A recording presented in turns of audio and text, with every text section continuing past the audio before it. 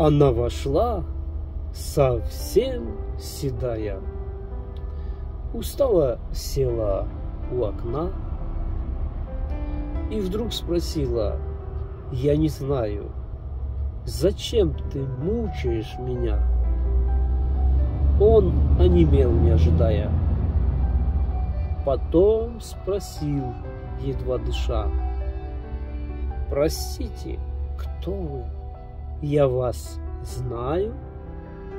«Конечно, я твоя душа. Я та душа, что жаждет хлеба, а этот хлеб — великий Бог. Одна дорога есть на небо, в погибель тысячи дорог».